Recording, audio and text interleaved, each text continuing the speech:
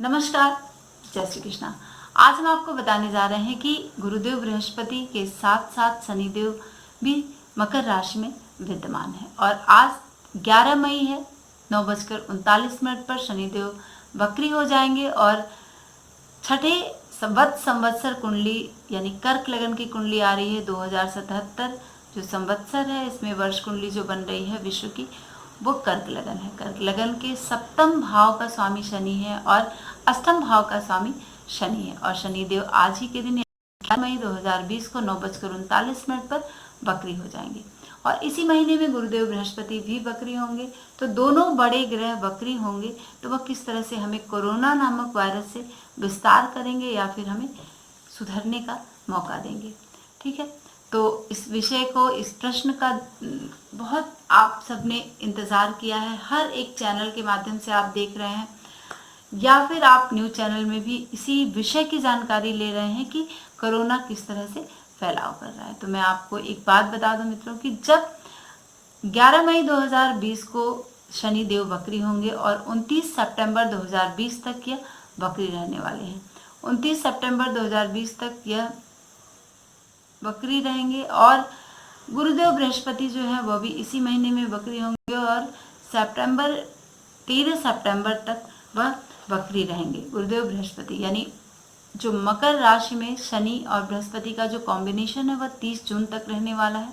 आपने देखा स्पष्ट तौर पर कि जब 30 मार्च को एक साथ शनि और बृहस्पति आए हैं तो वह किस तरह से हमें कोरोना नामक वायरस से वृद्धि की तरफ हमें ले गए हैं। हमारे भारत देश में भी आपने देखा है कि किस तरह से जमातियों की वजह से या फिर जैसे भी ये कोरोना नामक वायरस जो है वह हमें प्रभावित कर गया। बाहर से आना किसी भी बीमारी का और हमारे देश में इसका विस्तार होना, यह आप समझ सकते हैं कि किस तरह से इसने विस्तार किया है। तो जब शनि देव वक्री हो जाएंगे तो वक्री जब ग्रह होते हैं तो बहुत स्ट्रांग हो जाते हैं और एक जगह पर स्तंभित हो जाते हैं और फिर वहां से हमें आभास होता है कि वह पीछे की तरफ चल रहे हैं, लेकिन उनकी गति इतनी तीव्र हो जाती है और जिस भी भाव में बैठे हैं उस भाव को वह प्रभावित करते हैं। तो संवत्सर वर्ष कुंडली जो है वह कर्क लगन की है। सप्तम भाव का स्वामी शनि है और अष्टम भाव का स्वामी शनि है और मकर में बैठकर वह छठे और सप्तम भाव को प्रभावित करेगा। सप्तम भाव यानी जनता से कनेक्शन का भाव है। तो शनि देव जो है वह इस बीमारी को जनता से कनेक्ट करेंगे, है ना। तो इसका विस्तार होगा। आप स्पष्ट तौर पर जान लें कि जब शनिदेव वक्री होंगे और गुरुदेव बृहस्पति 14 मई को वक्री हो जाएंगे और 13 सितंबर तक वक्री रहने वाले हैं और इसी तरह से शनि भी वक्री होंगे 11 मई 2020 को और 29 सितंबर तक वक्री रहने वाले हैं और 30 जून तक शनि और बृहस्पति का एक साथ कॉम्बिनेशन मकर राशि में रहने वाला है। तो 30 जून तक कोरोना नामक वायरस जो है वह बहुत तेजी से विस्तार करेगा। इसको आप समझ लें। अभी हम सोच रहे थे कि अब इसकी गति धीमे होगी, लेकिन आप समझ लें कि शनि जब वक्री होंगे तो वह इसका विस्तार करेंगे और फिर ये दो ग्रह जो कॉम्बिनेशन में हैं एक साथ युति और संबंध बना रहे हैं और वक्री होकर छठे और सप्तम भाव को प्रभावित कर रहे हैं, तो वह हमें इस बीमारी से और भी ज्यादा वृद्धि की तरफ ले जाएंगे। कोरोना का जो प्रभाव है वह बढ़ेगा और हमें बहुत ही सतर्क रहना पड़ेगा, बहुत ही सावधान रहना पड़ेगा, क्योंकि जो लग्न है वह चंद्रमा है। चंद्रमा ही वायरस का कारक है और शनि जब वक्री होंगे तो वह सप्तम भाव और अष्टम भाव यानी आयु का कारक है, तो वह हमें जनता से कनेक्ट करवाएगा।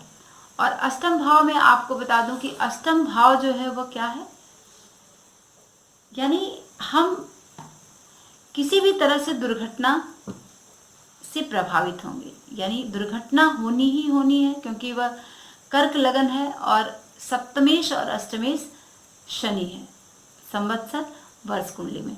तो हमें दुर्घटना और बाधाएं, ये सारी चीजें हमें प्रभावित करने वाली हैं और इसको लेकर हमारी मानसिक जो परेशानी है, मानसिक जो वेदना है वह बढ़ने वाली है। और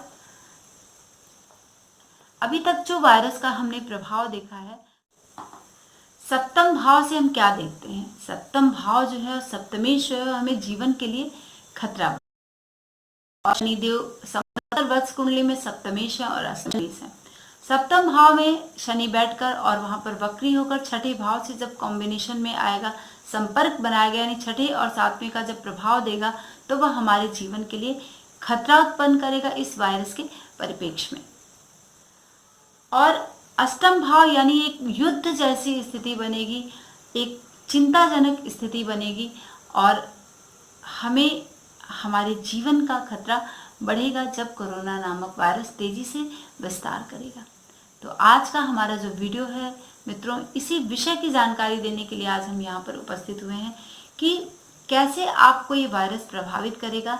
11 मई 2020 को 9:39 पर जब शनिदेव वक्री होंगे और गुरुदेव बृहस्पति 14 मई 2020 को 20:02 पर जब वक्री होंगे और छठे आठवें इन दोनों का कॉम्बिनेशन दोनों के घर के प्रभाव को यह प्रभावित करेंगे, क्योंकि संवत्सर लग्न कुंडली जो है वह कर्क लगन की है। तो इसमें सप्तमेश और अष्टमेश शनि है और षष्ठेश जो है वह बृहस्पति है। और जब हम काल पुरुष की कुंडली देखेंगे तो वह द्वादश भाव का स्वामी जो है वह बृहस्पति देव है। द्वादश भाव के स्वामी बृहस्पति देव की वजह से बृहस्पति ने ही हमें इस बीमारी का रूप दिखाया है। और व्यय जो हो रहा है, हमारे धन जन और हमारी चीज़ों का जो व्यय हो रहा है, स्वास्थ्य का व्यय हो रहा है, ये सारी चीज़ें जो क्या है वह गुरुदेव बृहस्पति के प्रभाव से सबसे ज़्यादा प्रभावित होने वाले हैं।